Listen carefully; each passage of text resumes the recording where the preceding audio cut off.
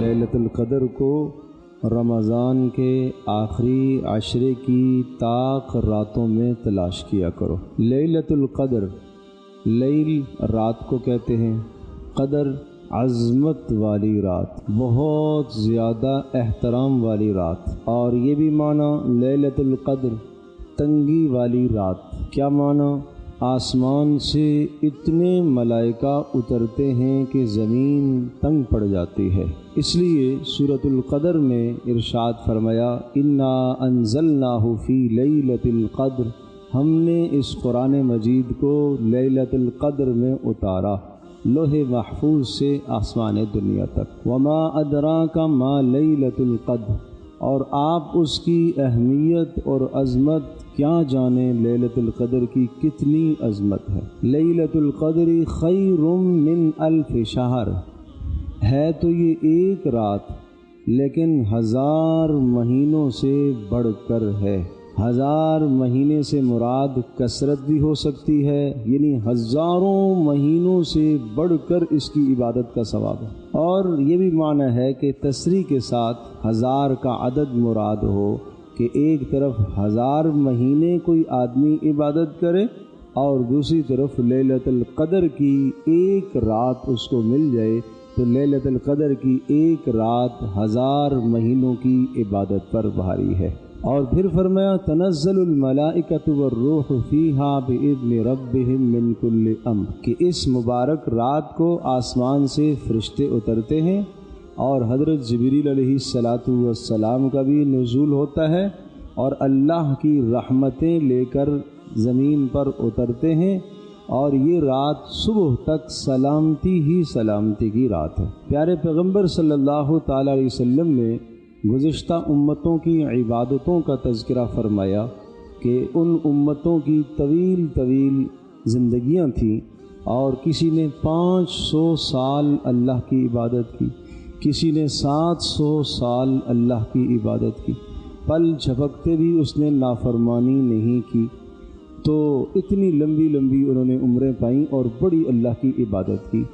صحابہ کرام رضی اللہ عنہم اجمعین نے سوال فرمایا، اے اللہ کے رسول، ہماری تو عمر ہی تھوڑی سی ہے، 60 سے 70 کے درمیان اس امت کی اوسطاً عمر ہے، تو ہم تو ان کی عبادتوں تک نہیں پہنچ سکتے۔ تو اللہ پاک نے اس امت کو یہ انعام عطا فرمایا کہ اگر آپ اپنی زندگی میں ہر سال اس رات کی عبادت کو پا لیتے ہو، قیام کو پا لیتے ہو، ایسا ہے جیسا کہ آپ نے اپنے نامہ عمل میں 1000 مہینے کی عبادت درج کرا دی، اور یہ تقریباً اگر 1000 مہینے کا عدد لگائیں گے تو 83 سال کی عبادت بنتی ہے، گویا کہ آپ نے اپنے نامہ عمل میں 83 سال کی عبادت درج کرا دی۔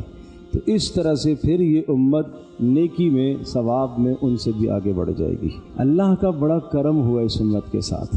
رمضان شروع ہوتے ہی جنت کے دروازے سارے کھول دیے، جہنم کے دروازے سارے بند کروا دیے، شیاطین کو جھکڑوا دیا کہ بھئی نافرمان جو ہے یہ شیطان سرکش کہیں اللہ کے فرما برداروں کے روزوں کو خراب نہ کرے۔ یہ اللہ کا انعام ہوا، ہر رات اللہ کی طرف سے رحمتوں کا، برکتوں کا نزول ہوتا ہے، اور اسی طرح سے آسمانوں سے فرشتے اترتے ہیں اور وہ آواز لگاتے ہیں کہ اے خیر کے چاہنے والو آگے بڑھو، اور اے شر اور گناہ کرنے والو پیچھے ہٹ جاؤ۔ یہ 20 دن یہ تسلسل رہتا ہے۔ پھر افطار اور سحر میں قبولیت کا خاص وقت ہے، آسمان سے ملائکہ اترتے ہیں جو افطار کے وقت اور سحر کے وقت جو لوگ دعائیں کر رہے ہوتے ہیں ان کی دعاؤں پر آمین کہتے ہیں۔ یہ اس امت کے ساتھ اعزاز ہے۔ اور پھر آخری عشرہ اور قیمتی، پھر آخری عشرے کی طاق راتیں اور قیمتی، اور ان طاق راتوں میں ایک رات لیلۃ القدر کی بتائی کہ جس نے اس کو پا لیا اس کے گزشتہ سارے گناہ معاف ہو جائیں گے۔ پیارے پیغمبر صلی اللہ تعالی علیہ وسلم جو اعتکاف فرماتے تھے، اسی لیلۃ القدر کی تلاش کے لیے آپ اعتکاف فرمایا کرتے تھے۔ تو اس لیے رمضان کے آخری عشرے کی طاق راتیں ہیں، ان طاق راتوں میں اسے تلاش کرنے کا اہتمام کریں۔ ایک کام تو یہ ہے، عشاء اور فجر باجماعت ہونی چاہیے، لیلۃ القدر کا ثواب پانے کے لیے ضروری ہے عشاء اور فجر یہ دونوں نمازیں باجماعت ادا کرے۔ پھر اس کے بعد رات کو 4 کام آپ کر لیں۔ نماز تراویح سے فارغ ہونے کے بعد، اپنی ضروریات سے فارغ ہونے کے بعد باوضو ہو کر آدمی 2، 4، 6 رکعت نفل ادا کر لے، جتنا سہولت سے ہو سکے نفل ادا کر لے۔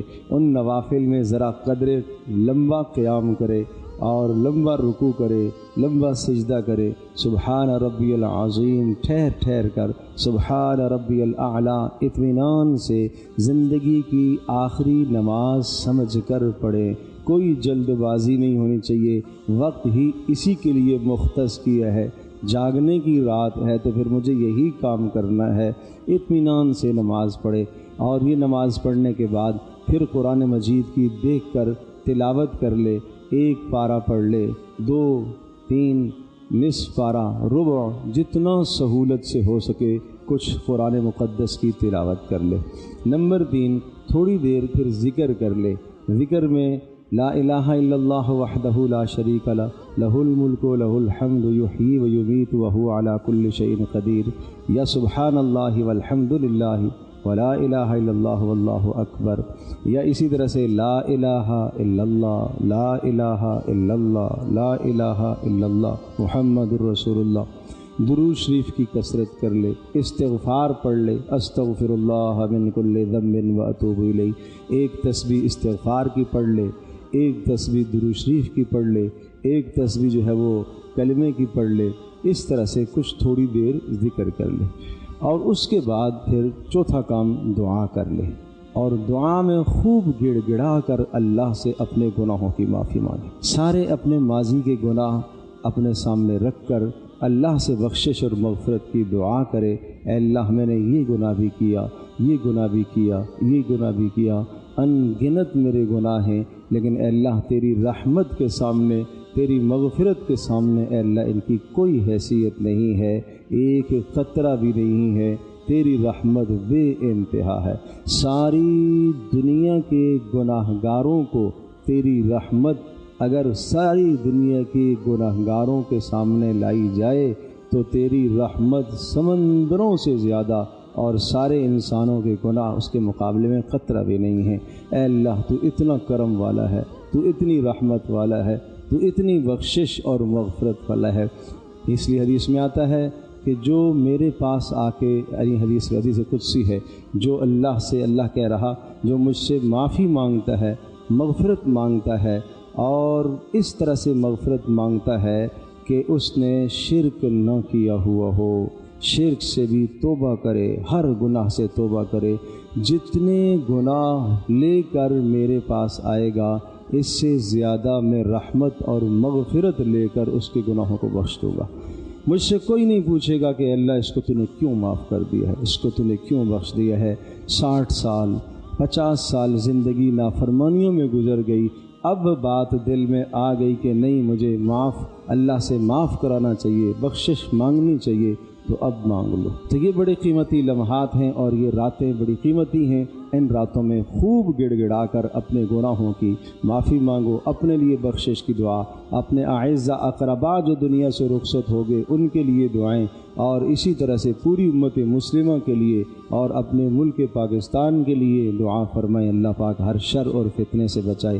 حضرت عائشہ رضی اللہ تعالیٰ عنہ نے پوچھا، اللہ کے رسول اگر میں لیلۃ القدر کو پالوں تو میں کیا پڑھوں، خاص دعا کیا ہے؟ تو آپ علیہ السلام نے یہ دعا فرمائی، یہ دعا تلقین کی، اللہم انک عفو تحب العفو فاعف عنی۔ اے اللہ تو عفو ہے، معاف کرنے والا ہے، درگزر والا۔ ایک ہے عفو اور ایک ہے غفور، یہ دونوں کے معنی معاف کرنے کے آتے ہیں، لیکن عفو کا مطلب یہ ہے کہ ہمارے گناہ جہاں جہاں صحیفوں میں فرشتوں کے پاس، ہمارے اپنے اعضاء جو ریکارڈ جن کے اندر محفوظ ہو گیا، زمین کے ٹکڑے جہاں جہاں ہم نے گناہ کیے، عفو کا معنی اے اللہ ان سب جگہوں سے گناہوں کے نشان مٹا دے۔ اور غفور کا معنی یہ ہے کہ قیامت کے دن اگر صحیفہ عمل سامنے آ گیا اور اس میں میری سیاہ کاریاں آ ہی گئی ہیں تو اے اللہ پردہ ڈال دینا، پردہ ڈال دینا۔ تو غفور کا معنی اے اللہ ان سیاہ کاریوں پر پردہ ڈال دینا، اور عفو کا مطلب اے اللہ اتنا مٹا دے کہ وہ نشانی ان کے مٹ جائے، مکمل طور پر نشانی مٹ جائے۔ اور میرے عزیز دوستو اور بزرگوں، جب سچے دل سے توبہ کرے گا، سچے دل سے، اللہ ایسا نشان مٹاتا ہے، التائب من الذنب کمن لا ذنب لہ، توبہ کرنے والا ایسا ہے جیسا کہ اس نے کبھی گناہ کیا ہی نہیں، ایسا اللہ سارے نشان مٹا دے گا۔ لیکن شرط یہ ہے کہ سچے دل سے توبہ کرے۔ توبہ کے لیے ایک بات یہ ضروری کہ جس گناہ میں مبتلا ہے اس گناہ سے پیچھے ہٹ جائے۔ نمبر 2، جو ہو چکا اس پر ندامت ہو، شرمندگی ہو۔ نمبر 3، عزم مصمم، پکا اور پختہ ارادہ کرے کہ آئندہ میں اس گناہ کے قریب نہیں جاؤں گا، پکا ارادہ۔ یہ 3 باتیں۔ پھر بھی اگر چلا گیا، گناہ ہو گیا، پھر توبہ کر لے۔ 100 بار اگر ہو گیا، 100 بار توبہ کر لے، اللہ پھر بھی معاف کرے گا۔ مایوسی نہیں ہے۔ یا عبادی الذین اسرفوا علی انفسہم لا تقنطوا من رحمت اللہ، میرے ان بندوں کو یہ اعلان فرما دیجئے، ان بندوں سے کہہ دیجئے، روزے داروں سے، تہجد گزاروں سے، فرما برداروں سے، تلاوت اور حج اور عمرہ اور صدقہ خیرات زکوٰۃ کرنے والوں سے نہیں۔ کس سے؟ الذین اسرفوا علی انفسہم، جنہوں نے اپنی جانوں پر گناہ کر کے ظلم کر لیا، جنہوں نے اپنی جانوں پر بے پناہ ظلم کیے، آنکھوں کو بھی غلط استعمال کیا، ہاتھوں کو بھی، پیروں کو بھی، سارے اعضاء کو گناہوں میں ملوث کر دیا، سر سے پیر تک گناہوں کی نجاست میں لتھڑا ہوا ہے۔ ان سے کہہ دیجئے لا تقنطوا من رحمت اللہ، اللہ کی رحمت سے مایوس نہ ہونا۔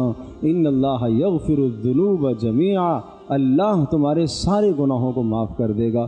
انہ هو الغفور الرحیم، اس لیے کہ وہ بخشنے والا مہربان ہے، وہ غفور ہے، وہ رحیم ہے۔ وانیبوا الی ربکم، آپ انابت کر لو، رجوع کر لو اللہ کی طرف، صلح کر لو اللہ سے بغاوت نہ کرو، اللہ سے سرکشی نہ کرو۔ تو گناہوں سے معافی نہ مانگنا، اپنی غلطیوں کا اعتراف نہ کرنا، یہ بغاوت ہے، یہ اللہ کو پسند نہیں ہے۔ لیکن جو اللہ کے سامنے بار بار ہاتھ پھیلاتا ہے، اپنے عجز کا، اپنی کمزوری کا، اپنے گناہوں کا اعتراف اور اقرار کرتا ہے، اللہ پاک کی رحمت اس کو اپنے سائے میں لے لیتی ہے اور اللہ اس کے سارے گناہوں کو معاف کر دیتا ہے۔ اللہ پاک ہم سب کے لیے سمجھنا عمل کرنا آسان فرمائے۔